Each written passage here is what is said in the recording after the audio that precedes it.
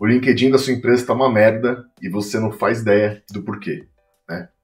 Fica comigo até o final desse vídeo que com certeza você vai entender como resolver esse perrengue. Você já parou para pensar por que algumas empresas conseguem transformar o LinkedIn em uma máquina de geração de leads, enquanto o LinkedIn da sua empresa está numa estrutura xoxa, capenga, anêmica e inconsistente? A resposta para esse problema pode ser muito mais estratégica do que você está pensando. E hoje eu vou te mostrar exatamente por que 70% das empresas B2B estão desperdiçando seu tempo na plataforma, enquanto 30% das empresas aproveitam as oportunidades reais que eles encontram por lá. Eu sou Augusto Maciel e vou revelar para você nos próximos minutos as principais falhas que eu observei analisando centenas de perfis dentro do LinkedIn. Mais importante que isso, vou compartilhar no final do vídeo um framework que vai ajudar você a implementar na sua empresa o LinkedIn de forma mais estratégica e também algumas ferramentas gratuitas para você usar aí e melhorar a operação do seu time de marketing aí na sua empresa. Mas antes da gente ir para a parte interessante do vídeo, quero pedir para você aproveitar e se inscrever no canal aí, não custa nada para você e me ajuda bastante. Enquanto você se inscreve, vou tomar um golinho de café aqui para aquecer nesse dia frio.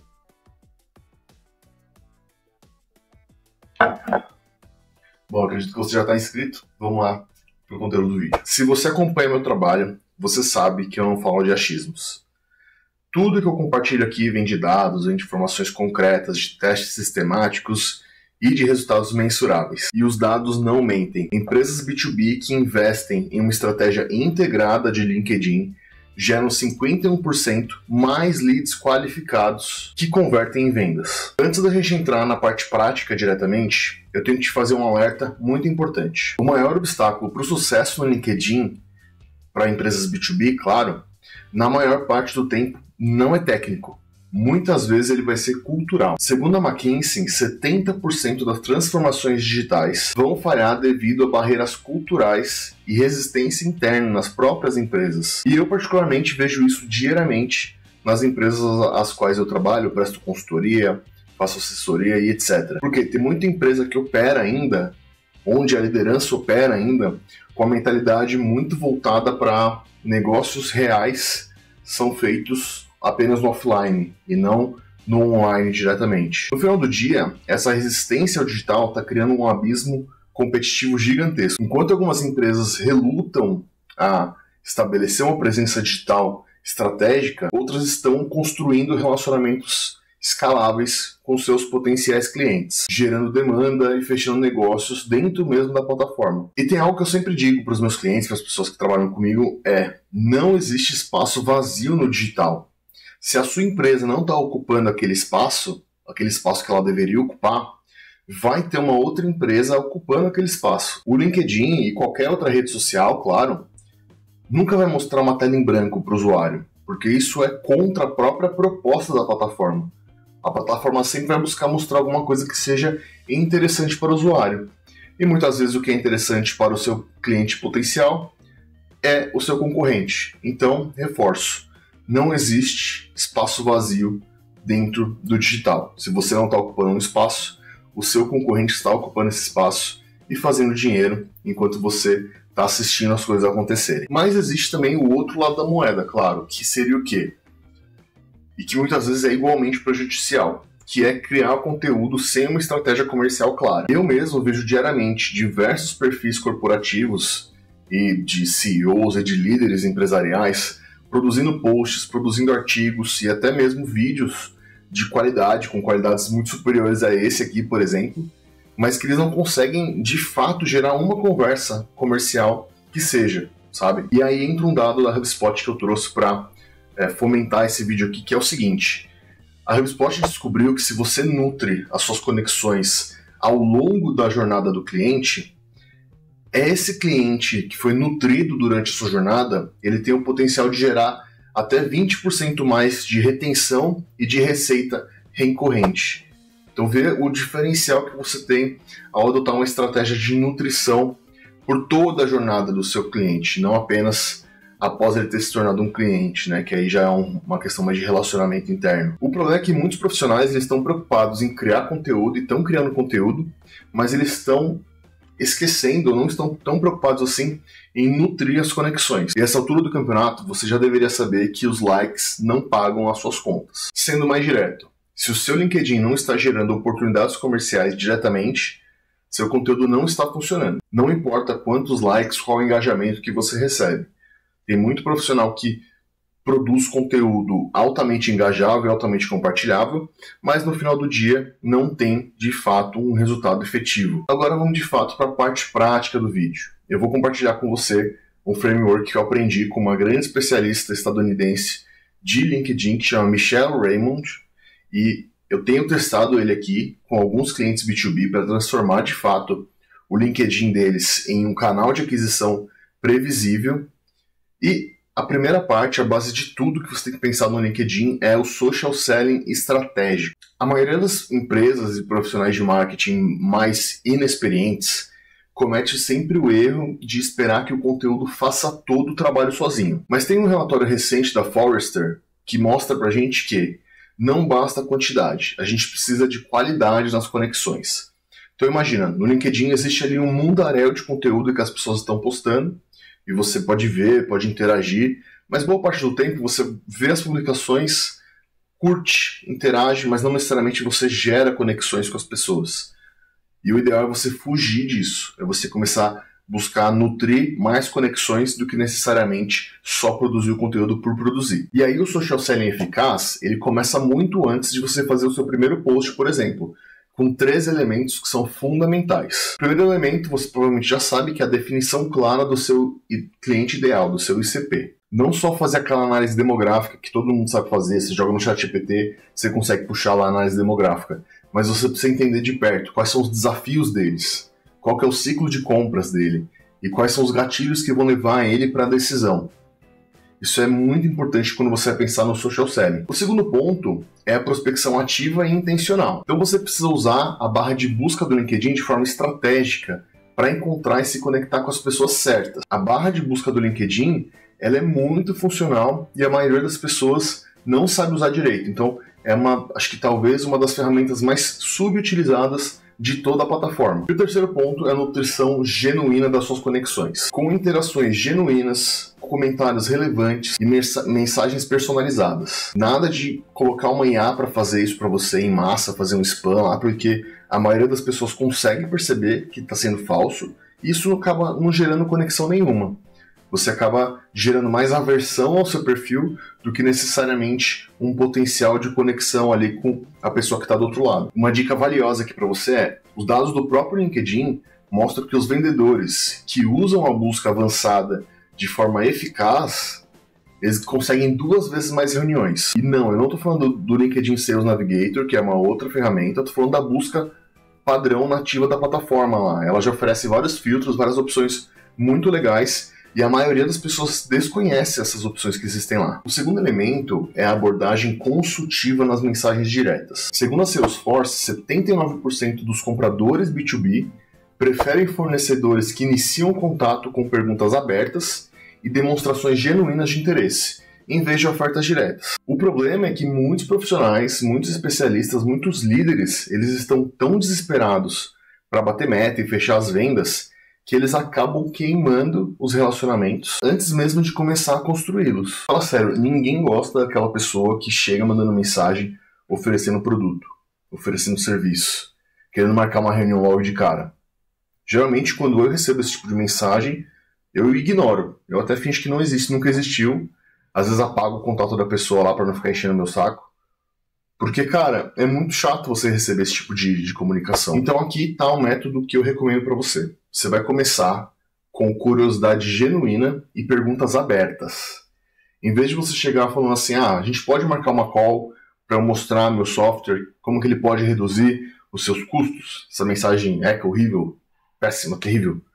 Você vai chegar num tom mais consultivo. Por exemplo, oi fulano, percebi que sua empresa está expandindo a operação no setor XYZ, ou que você tem comentado sobre os desafios em relação à sua operação no mercado XYZ. Quais têm sido os maiores desafios da sua empresa nesse processo?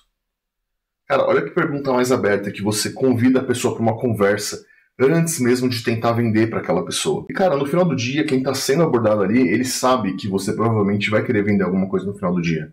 Mas você já chegou com uma abordagem mais consultiva, ou seja, você criou mais espaço ali para vocês construírem um relacionamento antes mesmo de você tentar fazer uma venda. O terceiro elemento fundamental é o uso estratégico da sua página empresarial no LinkedIn. Eu defendo as páginas empresariais no LinkedIn, as pessoas acabam dizendo que elas não têm valor, muita gente acaba ignorando essa opção, mas eu acho que até mesmo para pequenos negócios, elas são muito funcionais. E isso não é à toa. As empresas com páginas ativas no LinkedIn, elas veem um aumento de até 33% na percepção positiva da marca e maior engajamento dos colaboradores. Então, imagina que sua página corporativa, sua página empresarial, ela vai funcionar como um cartão de visitas digital quando alguém pesquisa sobre a sua empresa. Se você tem uma página fantasma lá, como sua página empresarial, você acaba passando uma mensagem terrível sobre a sua empresa. E ainda, isso corrobora com outro mito muito comum, que é de que a página empresarial vai competir com o perfil pessoal das pessoas. Isso não é verdade. Usando a estratégia ideal, que seria uma estratégia de branding duplo ali, onde a página corporativa ela vai repostar os conteúdos dos colaboradores, dos líderes, ela vai comentar e vai amplificar o conteúdo dos seus colaboradores, dos seus colegas e da sua rede ali, ela acaba criando um ecossistema de validação mútua. Ou seja, você enquanto um líder, um representante comercial, uma liderança, você está se posicionando e a sua página corporativa está reverberando aquilo que você tem dito e falado. O quarto elemento é talvez o mais desafiador, que é o engajamento da sua equipe. E veja, eu já trabalhei com dezenas de empresas onde os colaboradores têm pavor absoluto de se expor no LinkedIn. Se para pensar, apenas 1% dos usuários do LinkedIn de fato se posicionam. Então, assim, o medo do julgamento é real. A maioria das pessoas que usam o LinkedIn não interage no LinkedIn, não posta nada. Elas só assistem os outros postarem. A solução que a gente desenvolveu aqui foi um sistema gradual de participação. A gente começa pela página da empresa como o primeiro canal de publicação, sem expor diretamente e necessariamente os funcionários. E aí a gente começa a criar um ambiente seguro para testar mensagens, onde o colaborador vai poder contribuir no conteúdo sem necessariamente aparecer. E aí a gente parte para implementar programas internos de embaixadores da empresa, onde a empresa reconhece e incentiva a participação digital. Dados da Gallup mostram que colaboradores engajados geram 21% mais lucro para suas empresas. E segundo dados do LinkedIn Elevate, programas de embaixadores corporativos aumentam em média 8 vezes o alcance orgânico do conteúdo corporativo. O quinto elemento é um framework para conteúdo corporativo que realmente funciona. O framework chama RATE, R-A-T-E. Ele serve para guiar a criação de conteúdo que converte. A palavra RATE, ou a sigla RATE, ela tem um R de relevante, ou seja, todo o conteúdo ele tem que ser ancorado nas dores, desafios e aspirações do seu ICP, do seu cliente ideal. Se não for relevante para ele, é também irrelevante para você. A letra A é autêntico, ou seja, chega de linguagem corporativa polida, imagens genéricas de banco de imagens ou de imagens geradas pelo GPT ou por algum IA que você usa para gerar imagens. A autenticidade é inegociável. Vou repetir. A autenticidade é inegociável. Dados da Edelman Trust Barometer mostram que 75% dos compradores confiam mais em marcas que demonstram humanidade. Ou seja, o que é mais humano do que ser autêntico?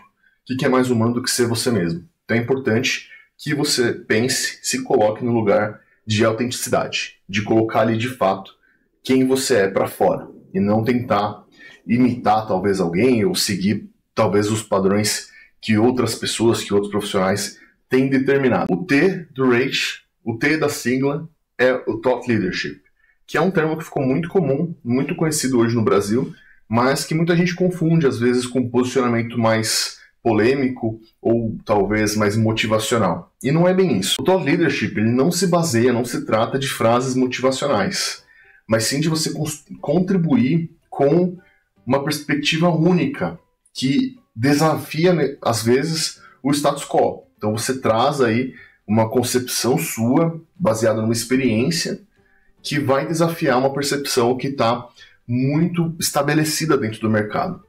Então, geralmente você vai vir com um tom mais provocador, muitas vezes. Porque provocar o status quo é questionar o status quo. E aí dados do LinkedIn mostram pra gente que líderes que geram insights originais geram 4 vezes mais engajamento e confiança, acelerando os ciclos de vendas.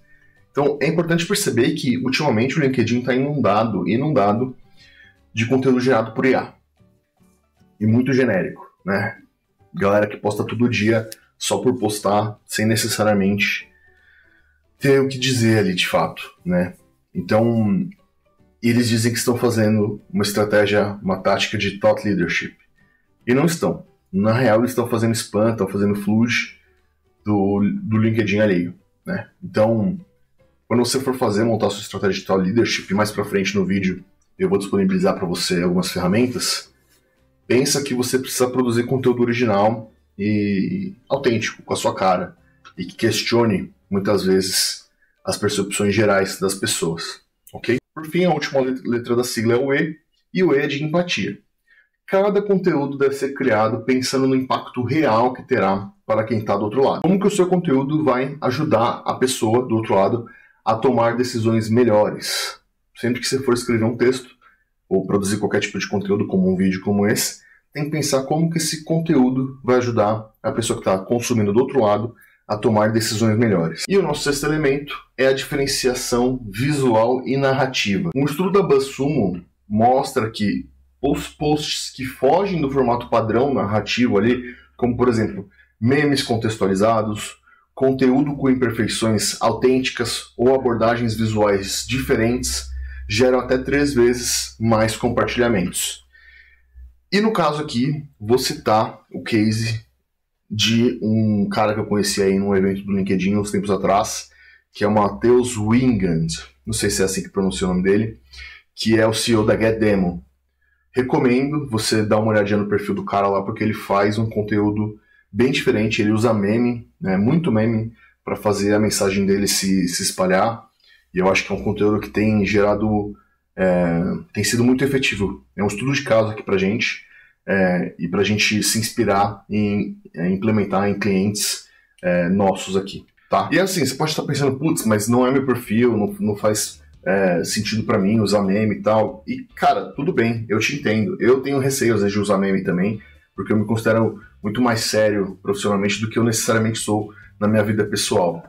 Mas assim, você pode começar com pequenas mudanças, trazer uma foto sua num contexto diferente, mudar às vezes o filtro da foto, a imagem, photoshopar ali alguma coisa diferente, muda o seu tom de voz, arrisca um formato um pouco diferente, tenta trazer um pouco do seu humor dentro do seu setor. Porque eu acredito que você, assim como eu, tem um senso de humor na sua vida pessoal e às vezes na vida profissional, no nosso posicionamento profissional, a gente fica um pouco ressabiado em expor esse posicionamento mais humorístico.